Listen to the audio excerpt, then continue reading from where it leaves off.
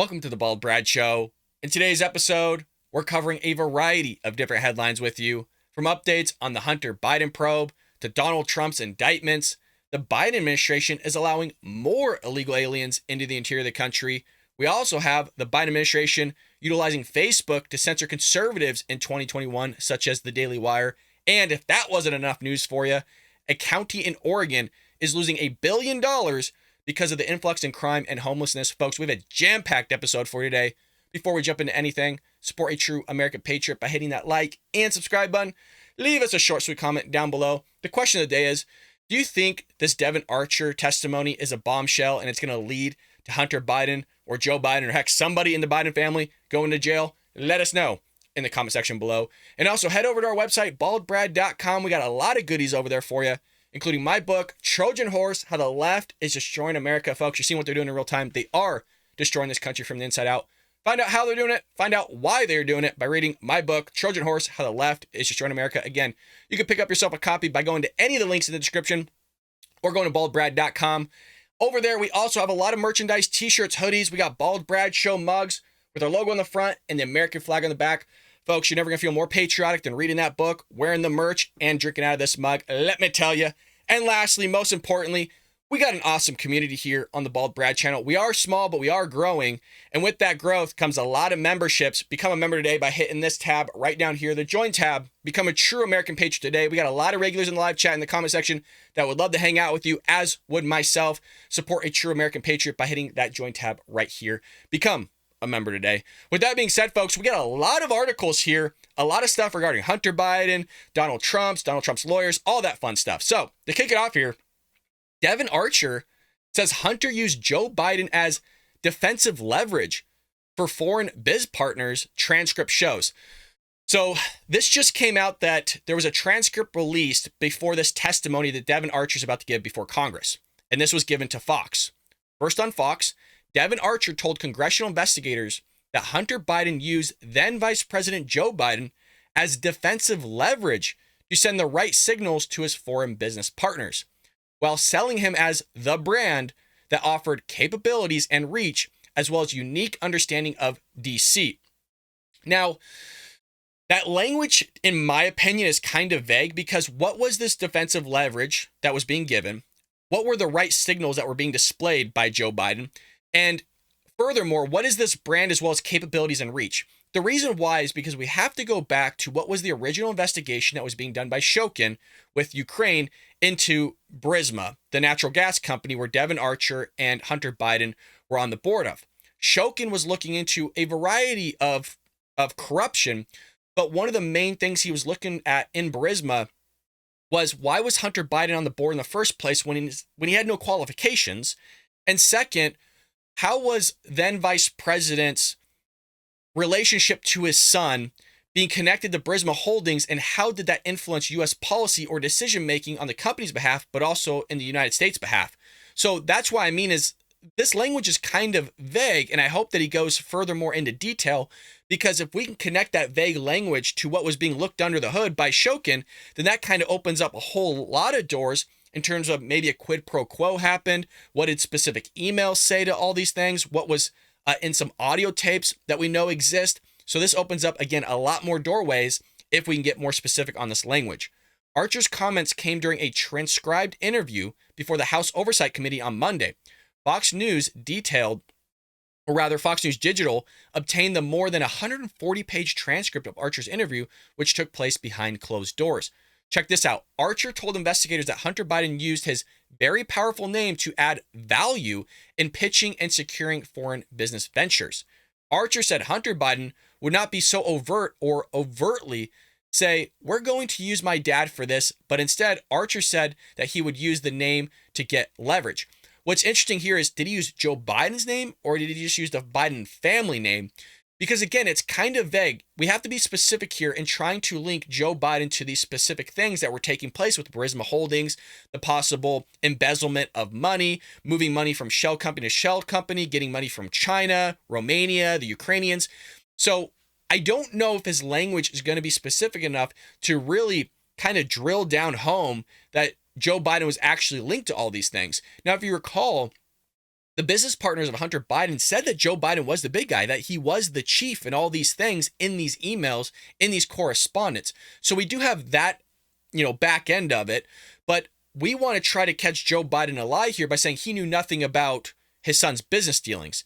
I personally think that's a lie. I think a lot of you think that's a lie, but I have not seen that question proposed yet. And I'm not saying it's not out there, but I haven't seen that specific question proposed to Devin Archer of, did Joe Biden know about your business dealings? If so, give us concrete proof as to how he knew it. Now, I know there's some emails and stuff that were given to Tucker Carlson that did do an interview with Devin Archer. But again, a lot of this stuff, I want to just see more clear. I think Joe Biden's in the wrong. Don't get me wrong. I think there's Biden family corruption. We talked about it on the show at length. We did a lot of episodes about that for those that are avid viewers of the Bald Brad Show. But I want to see a little bit more from Devin Archer. Quote, defensive leverage, that the value is there in his work, Archer said. Quote, the value that Hunter Biden brought to it was having, there was the theoretical was corporate governance, but obviously given the brand, that was a large part of the value. He continued, I don't think it was the sole value, but I do think that was a key component of the value. So that was a big word salad right there, almost as if Kamala Harris herself said it. Not much there. Talking about, again, the brand, the value.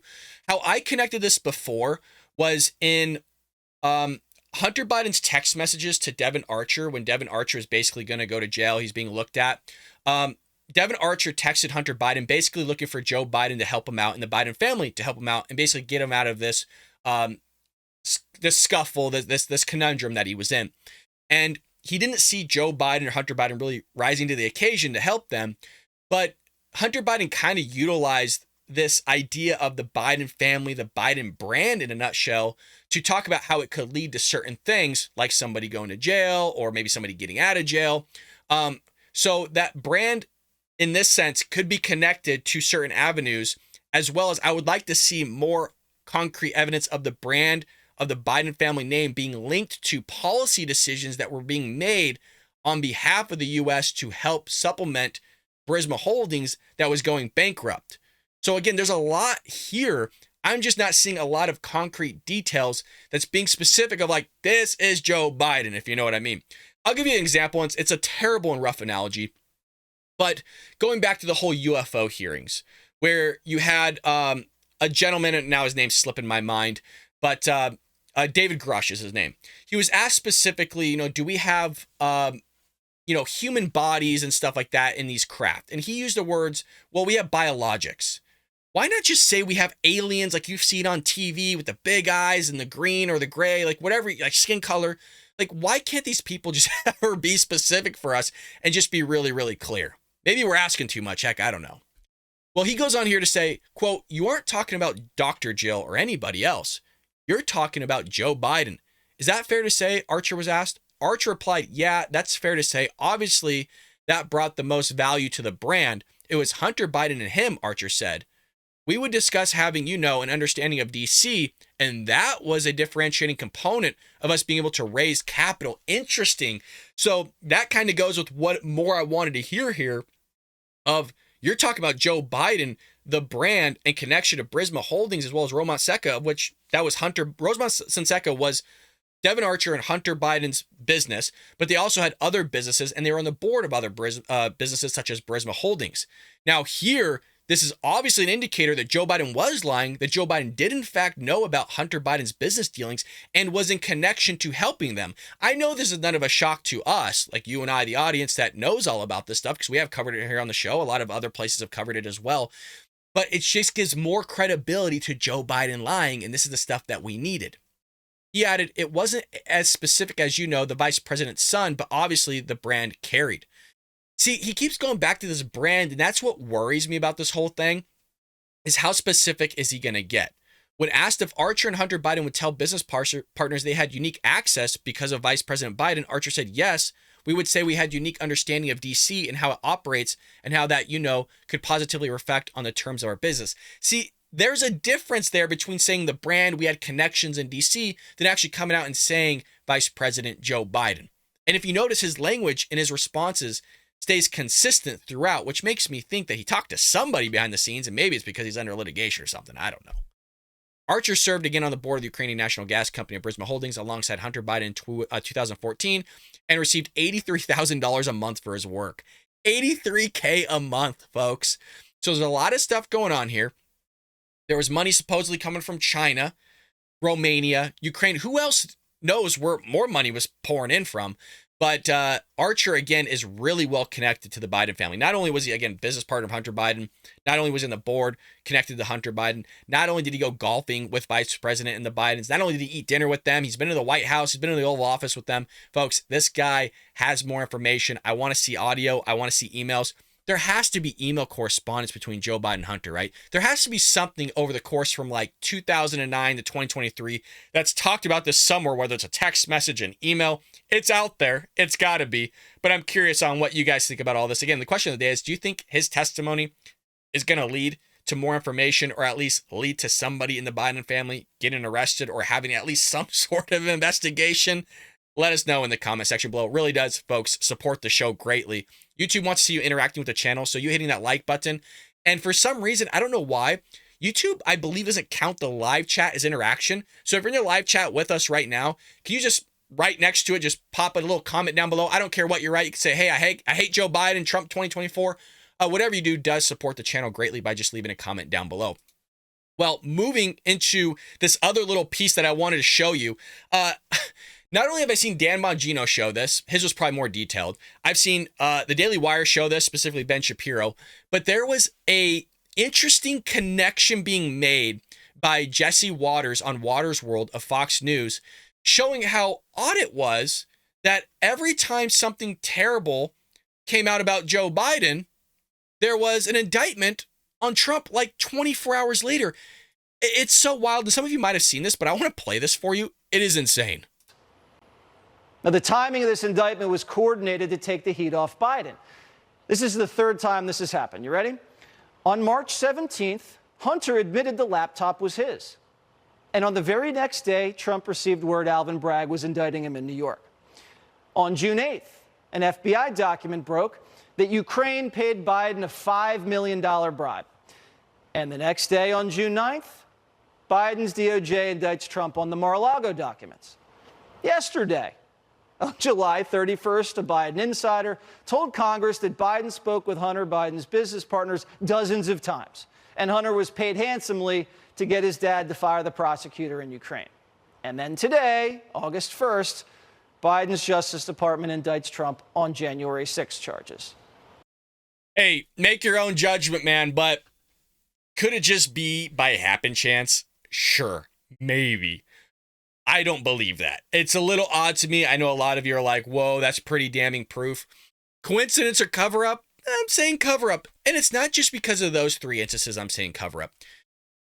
You know, the pullout from Afghanistan, cover up. To the increase in gas prices, blaming it on Putin, covering up actual Joe Biden's involvement in that when gas prices were increasing well before that February 24th date of Putin invading Ukraine.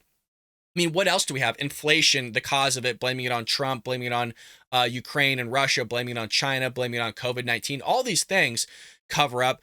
You have the classified document scandal where literally you had Karine Jean-Pierre on the podium talking about classified documents while at the same time knew about a second set of classified documents, but lied to the press about not knowing about the second set of classified documents. Then overnight, a third set of classified documents was found. So she comes in the next day and the press were like, why did you lie to us about not knowing about the second classified documents?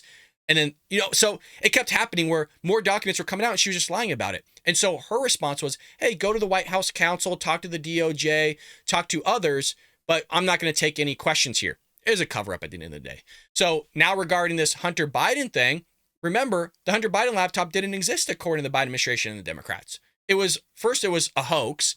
It was a witch hunt. It wasn't real. The laptop actually didn't exist. The guy that actually had it from Hunter Biden to do repairs on it or whatever was just totally making it up, even though he had the receipts to prove it, like the actual damn laptop and the physical receipts.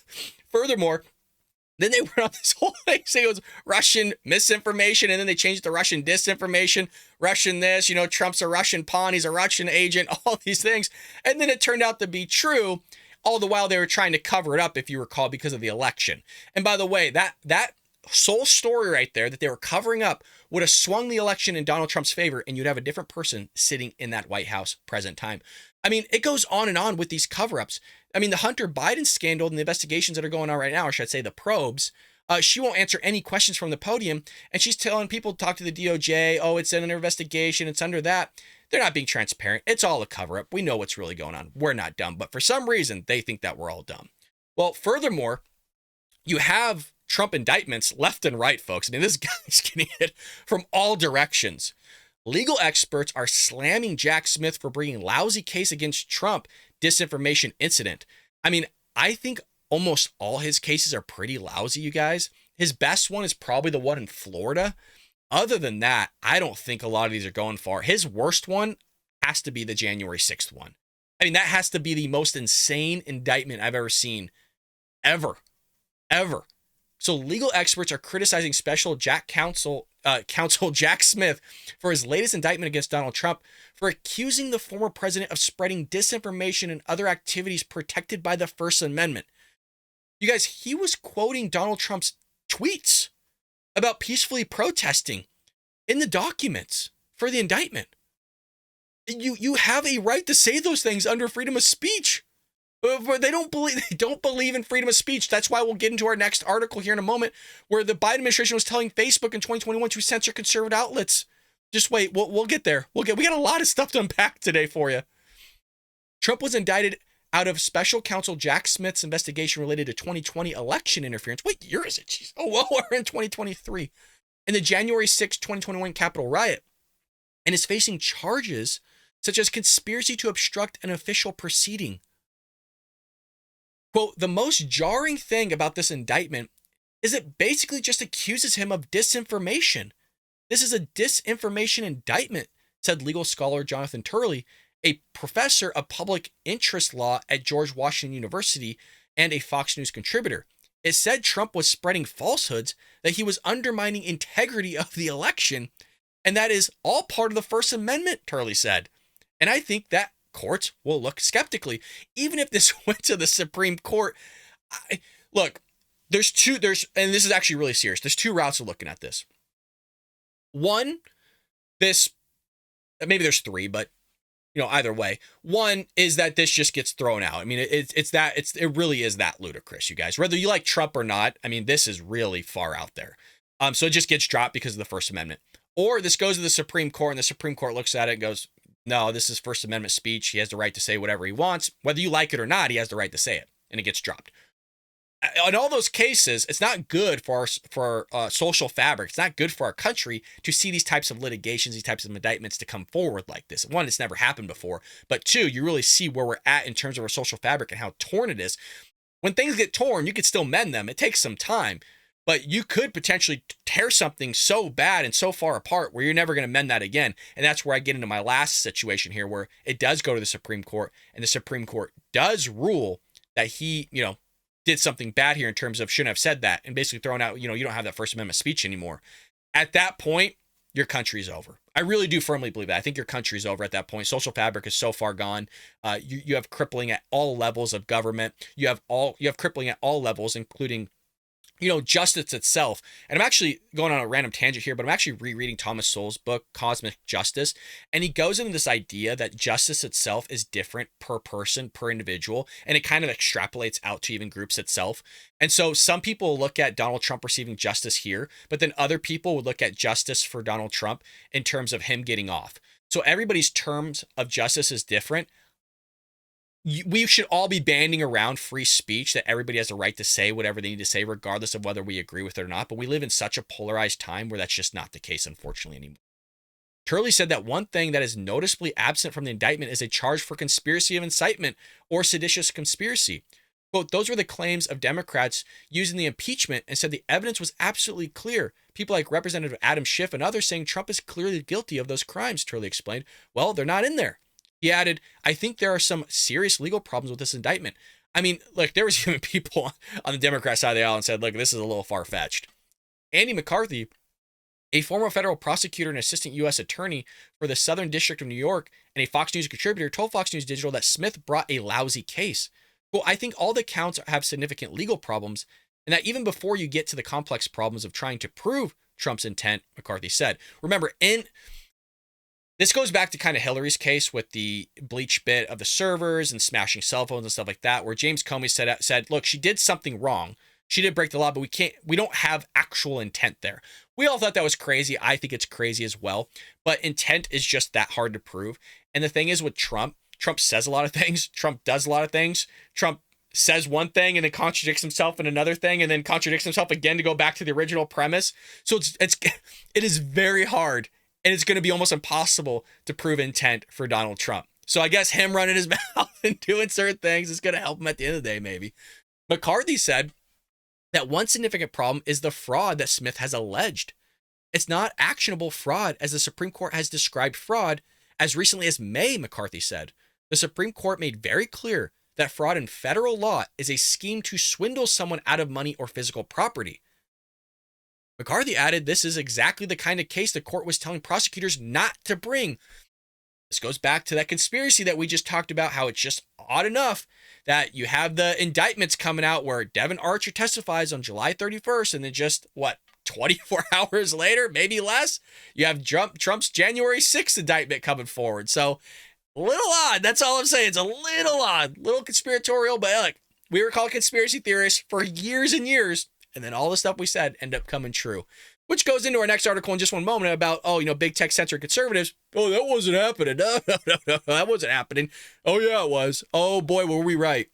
McCarthy also dismissed the conspiracy against rights charge that Smith brought against Trump.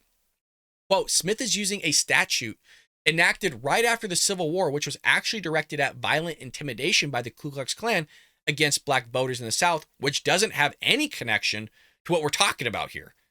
They applied that law to ballot box stuffing, so that Smith is trying to tease out of the case is that when Justice Thurgood Marshall said in the 1960s, you don't have to have violence, you just have to have the activity, that functionality cancels out people's votes. McCarthy said that most insidious thing the special counsel does is he doesn't charge Trump with any violence because there is no connection. Remember, the Justice Department would love to charge Trump with seditious conspiracy, but the problem is, he said that he supported a peaceful march on the Capitol. It's on tape. It's on tape. They just love to leave out the most convenient things that hurt them the most.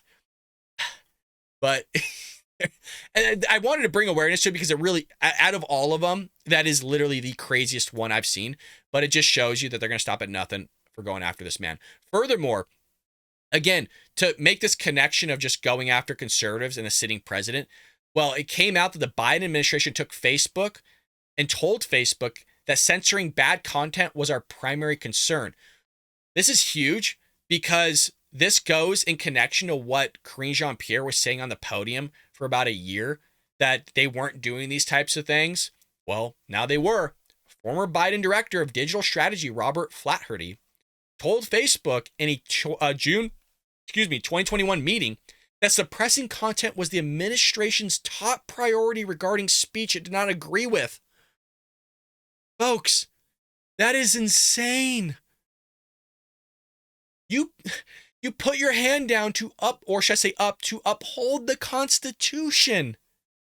That is your job, to execute the laws in the books, make sure everybody's following the law and upholding the Constitution. And now you have this, that it was the administration's top priority regarding speech it did not agree with, to go after them and suppress that type of content.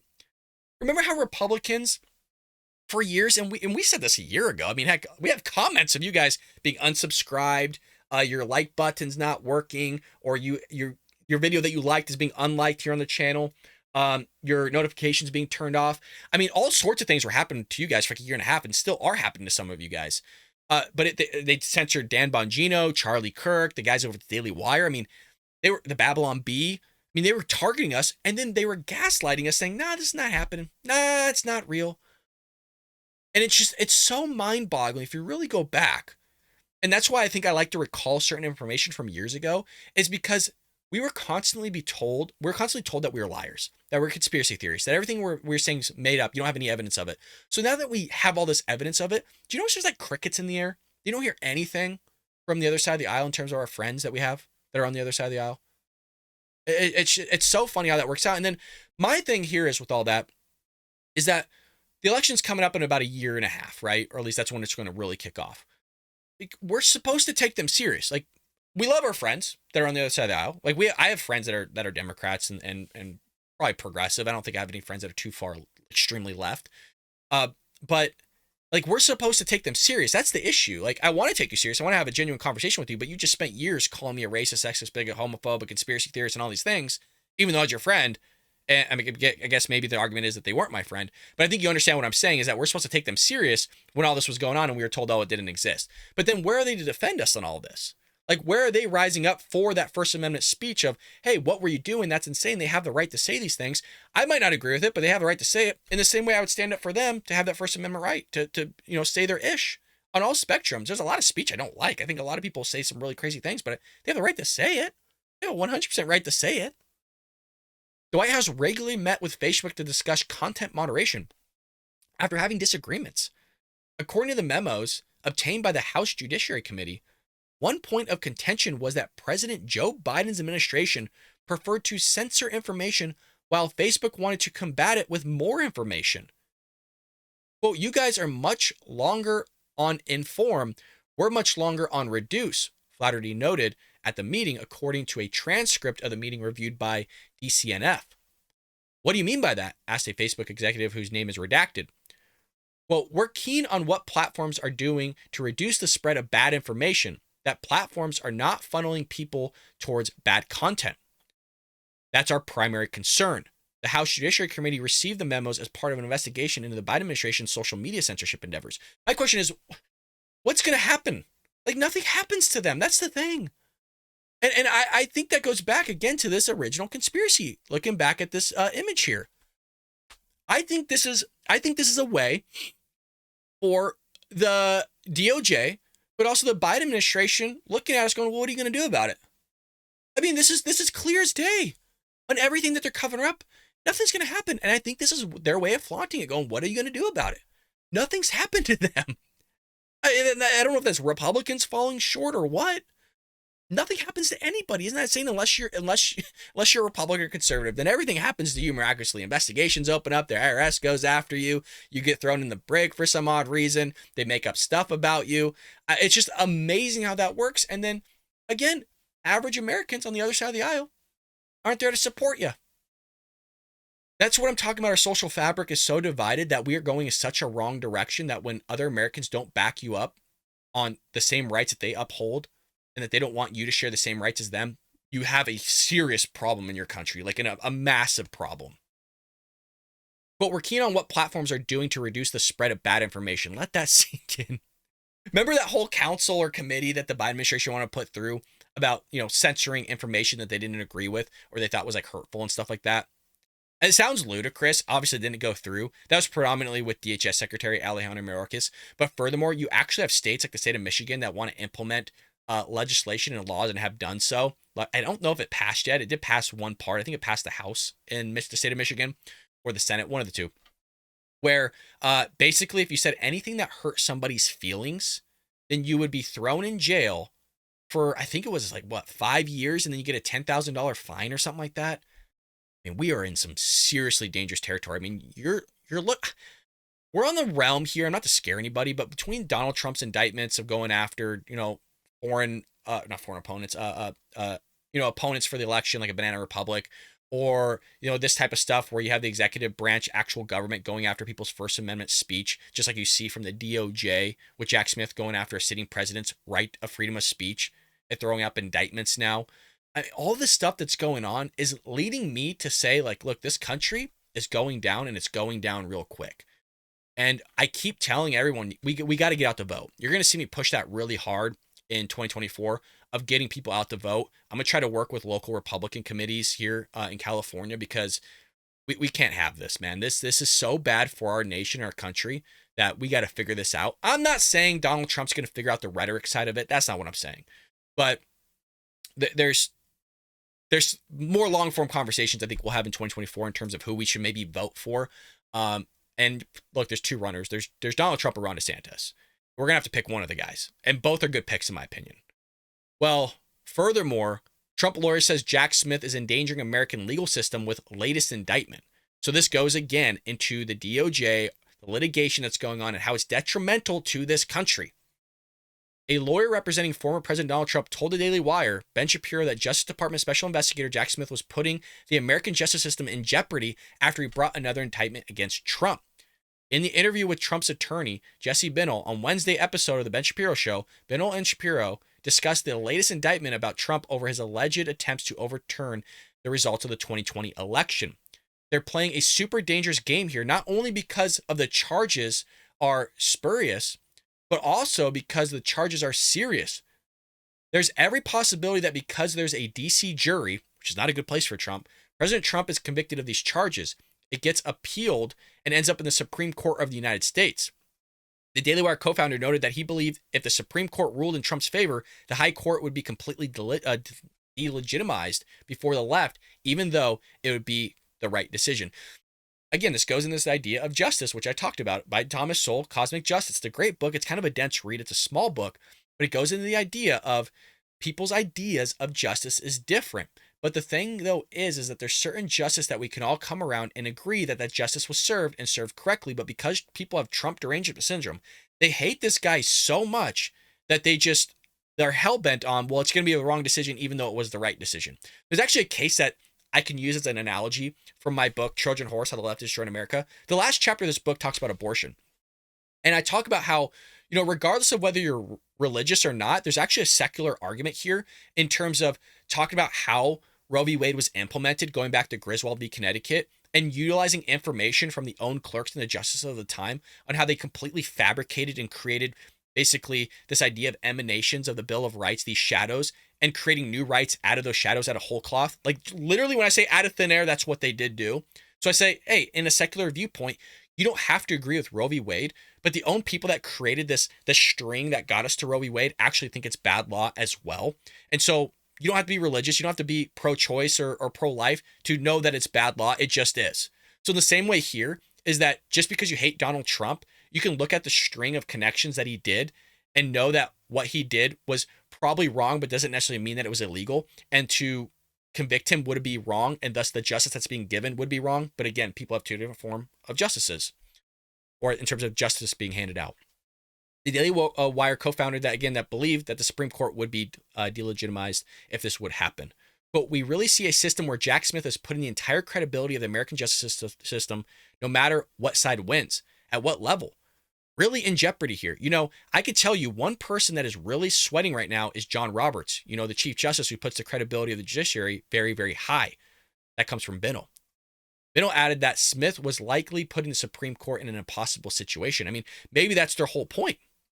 I mean, before, maybe years ago, I think that was kind of like a insane thing to say.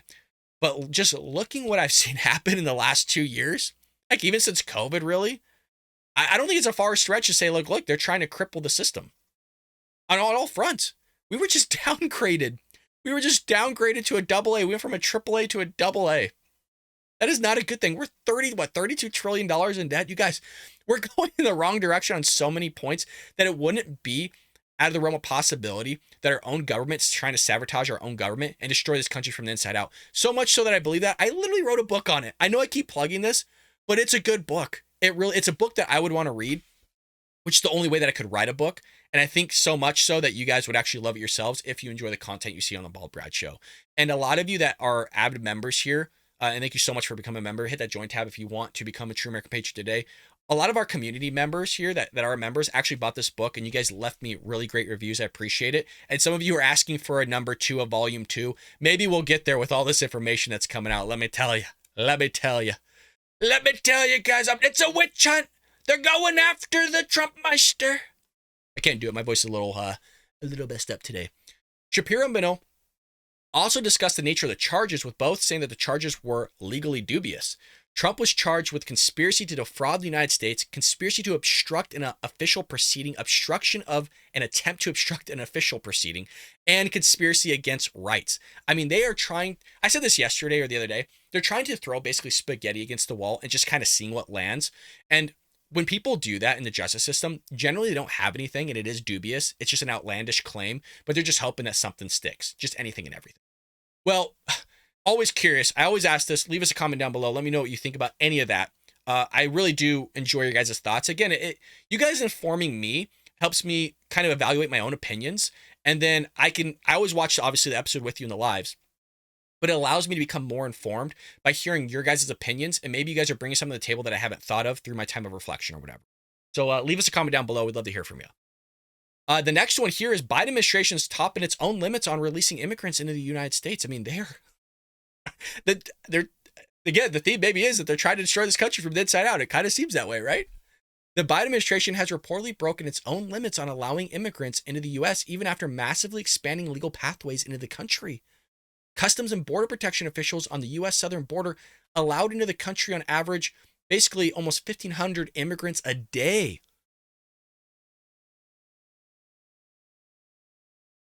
I didn't know that. Okay. Again, you're getting a real-time reaction from me here. I almost fell over my seat for those that are on audio. Wow. 1,500 immigrants a day through the CBP One app during the month of July. I mean, you're talking over 30,000 people alone, folks. This doesn't include the gotaways or the known gotaways. So there's those that just we know about that got away, however many thousands upon thousands of that is, and then there's ones that obviously we don't know about that just got away. I mean, you are talking an unprecedented amount of people in our country right now.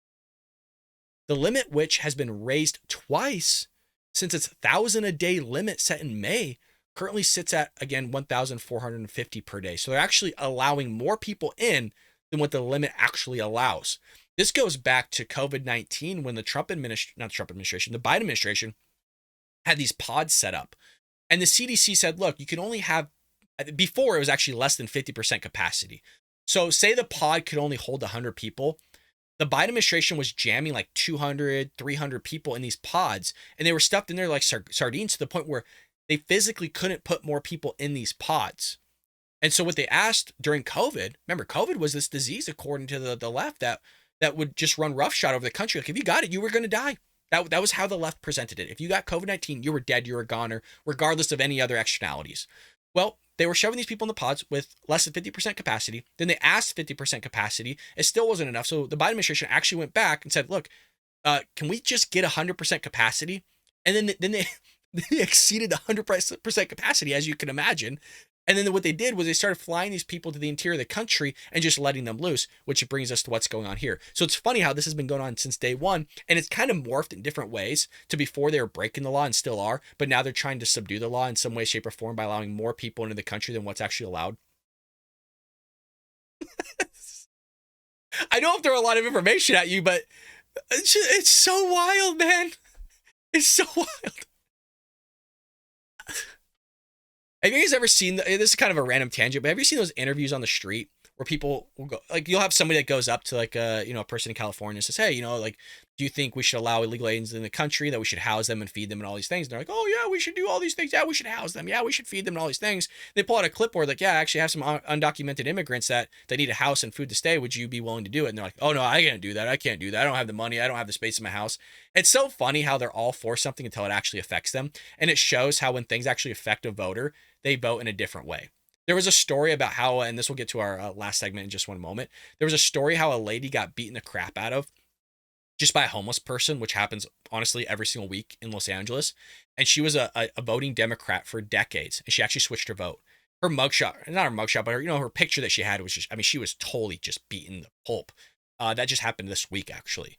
So the main thing I'm saying here is that when something actually affects somebody, that's what's really going to make them move and make them change. I know it's not a shock. That's something that's like a basic truth, but it applies 100% with like what's going on here and how people vote the way they vote, or why rather.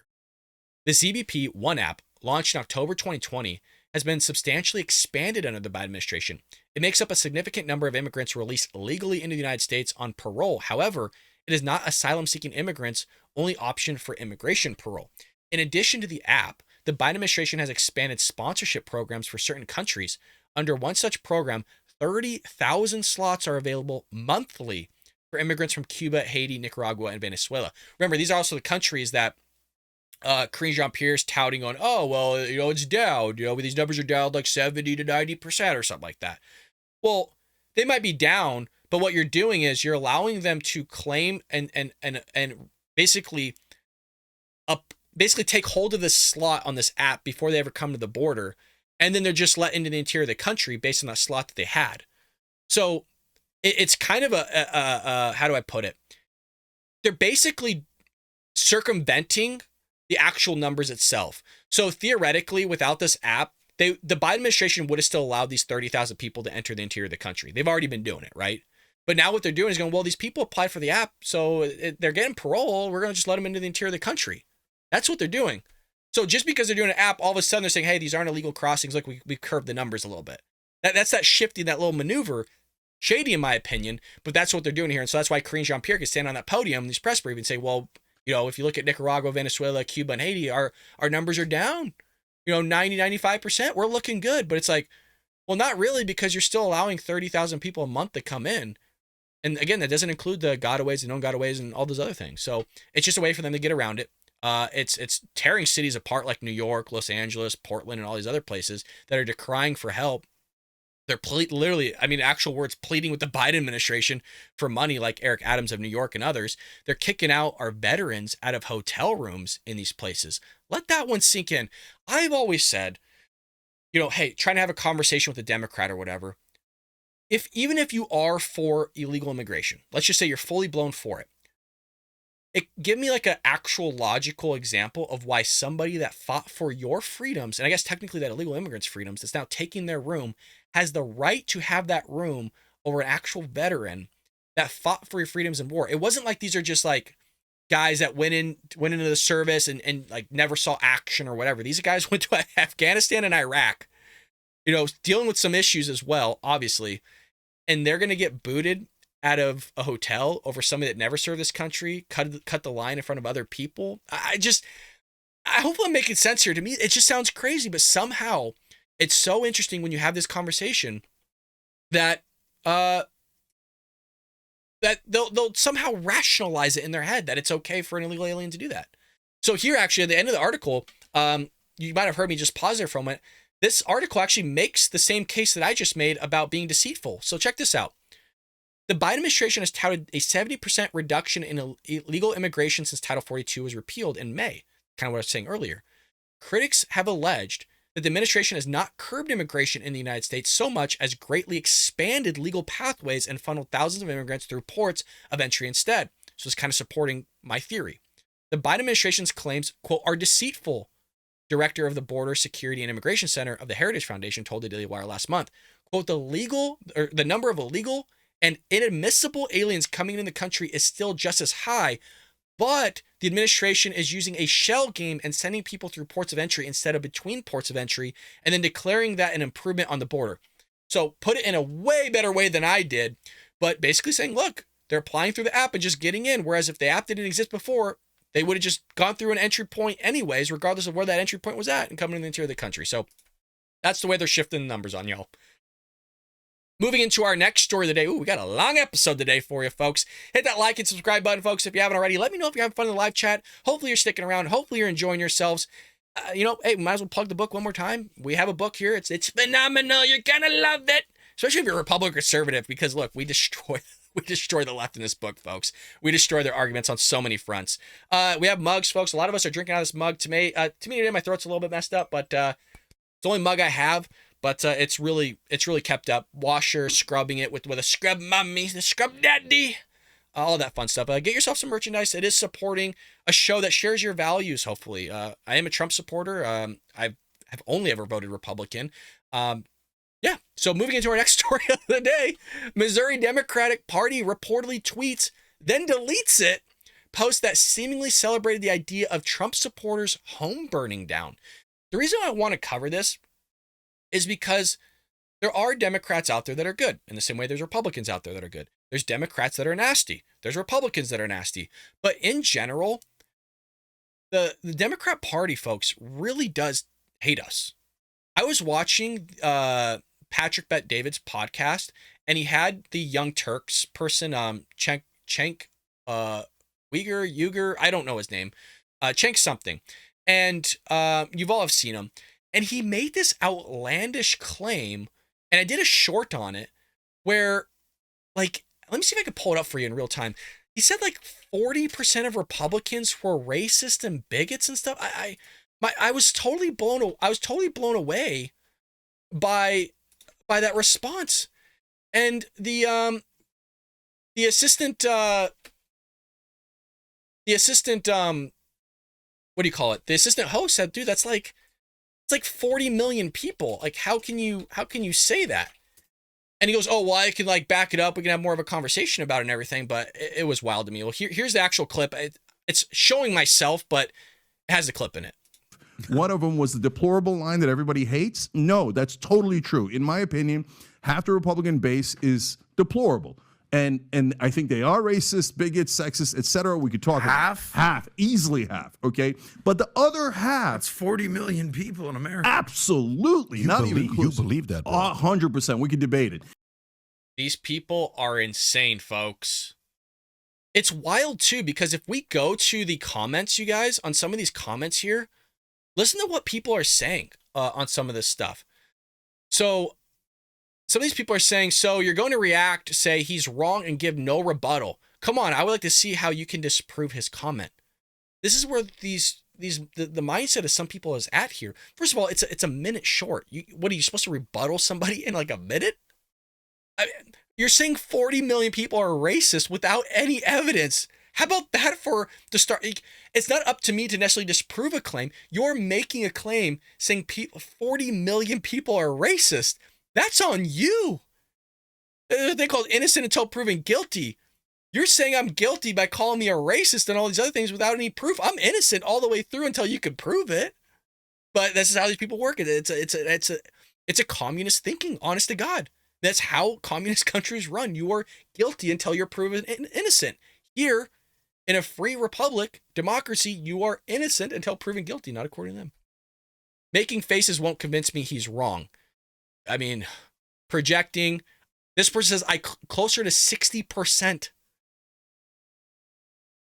It continues to go, but this is their thinking, you guys. They don't like you, and that's the main point I want to talk about here. And we'll read this article in just one moment. They don't like you. They want your house to burn down. They want to physically harm you. We saw that with Antifa, Black Lives Matter, which we talked about in the book. We actually talk about how Antifa, even though they label themselves as anti-fascist, I walk you through literally actual fascism, where it came from, and I walk you through and I tie everything of the historical fascists to Antifa, to a T, to the clothes that they wear, to the things that they say, to the things that they do. I'm telling you, the book is a good book, folks. It's going to equip you with a lot of arguments to go against the left here. They don't like you.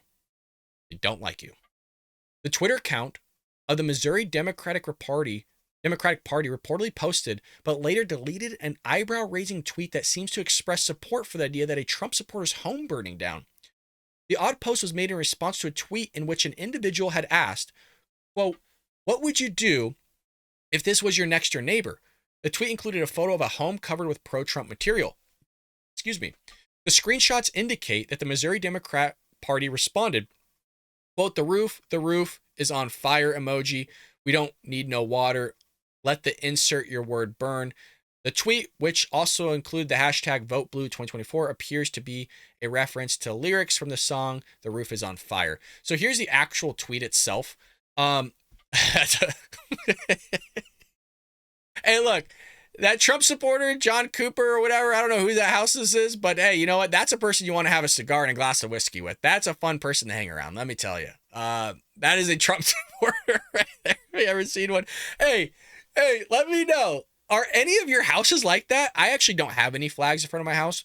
And for a reason is because the left will vandalize your house if you have a Trump flag. I live in California, so remember that. I live in the state of California. These people will burn your house down. I know people think I'm joking when I say that. They will do it. They will physically vandalize your vehicle. That's why I don't have any Trump stuff on my vehicle. I don't have anything that designates me as a Republican or a conservative other than the show.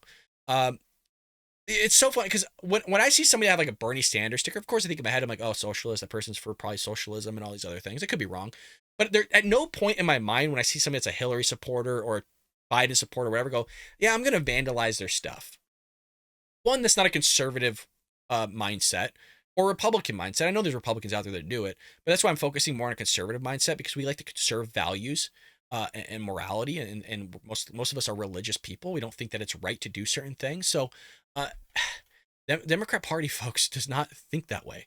Unfortunately, that's why I keep going back. Our social fabric, we're torn. We are really, really torn, man. I don't know if it's repairable. I tend to think it can be. I'm still holding hope, but I don't know. We're going to finish our day off with this story here. Oregon County lost $1 billion with a B in 2020 as residents fled crime and homelessness. It's like Portland died. I plug it in again. I talk about Portland, Oregon. I talk about Seattle, Washington. I talk about these leftist areas in the book. This Multnomah County, where Portland, Oregon is located, reportedly lost more than $1 billion in income between 2020 and 2021. Oh my God. As a result of residents fleeing the state amid surging crime, homelessness, and safety concerns. Data analysis conducted by Oregon Live showed that over 14,000 tax filers and their dependents left the county during the first year of the pandemic in 2020 and took a record $1 billion of income with them. The same thing is happening for the state of California. All the wealthy are leaving. It's funny because the people that vote blue caused the issue here in the state of California. It wasn't a Republican thing. Republicans didn't cause this. I mean, you look as far as almost a lot of the red cities. Red cities look great, like Florida, for example. Orlando looks amazing. I don't know if is Orlando red or is it Orlando blue? For some reason, I'm thinking Orlando's blue, but I could be wrong on that. The state's run perfectly. Regardless, Democrats have caused this at the end of the day. They could fix it if they really wanted to. They could fix it, but they won't because their base wants this. That's why they vote for it. Why you vote for the things that you want. You vote for the person that would represent you in the things that you would want. And so they're getting what they wanted here. But now they're fleeing and they're gonna, they don't want to they don't want to shit and sleep in the same bed. The data showed that higher earners were more likely to leave since their jobs could be done remotely during coronavirus shutdowns. And the average income of people leaving was 14% higher than people who left the year before. Before 2020, Portland had experienced 15 years of consecutive growth. I mean, it's very similar with California as well. But now this is, I think, the third consecutive year we're seeing a decline. The 2020 exodus came at the same time that crime in Portland began spiking and the city broke in its homicide record of 2021 and then again in 2022. In addition, the homeless crisis in Portland had continued to spiral out of control, and several Portland business owners had sounded the alarm about the issue and the crime associated with it. Again, I've said this literally every article that we've talked about homeless now for the last 2 weeks and the crime going on. Ask the people in the area, who did you vote for? I want to start hearing that question. Who'd you vote for? From a federal to state level to a local level, who did you vote for? If you voted for Democrat, I don't want to hear it. I honestly, God, I don't want to hear anything. It sounds bad, and I've always said empathy in politics is harmful. You voted for it, man.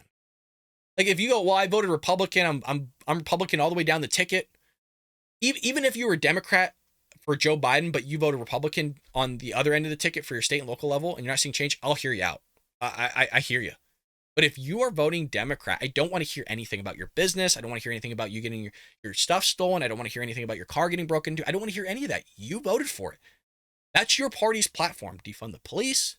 Your party's platform is to sit there and allow crime to happen, the homelessness. That's why it is the way it is. They'll try to spin on Republicans for some odd reason. I just don't understand it. I don't understand it. I think all these people should be helped. I have empathy. It's not like I'm a Christian. I don't think that we should have people living on the streets. We should help them get in the shelters. We should build more shelters. We should have the churches in the area rise to the occasion. But even the churches can't sit there and figure it out anymore because the Democrats have helped and exacerbate such a huge problem here. On every Democrat-ran city, New York, Portland, Oregon, Seattle, Washington, San Francisco, California, Los Angeles, California. Like I've always said, Los Angeles itself has a quarter of the homeless population. It's more than a quarter, by the way, at this point, than the entire country combined. We have like almost 30% of the country's homelessness in one county, you guys, not like in one state. Our state is more. It would shock me if our state has half the country's homeless population. It would not shock me if it's more than 50%. Would not shock me. We should look it up while we're here. I wonder, does anybody know the actual stat off the top of their head? What percentage of homeless does California have? Oh my, okay, so California had basically 162,000 homeless people, which accounted for 30% of the nation's homeless population. California also had the highest rate of unsheltered people at 70%. More than half of the unsheltered people in the country were in California. There we go. There we go.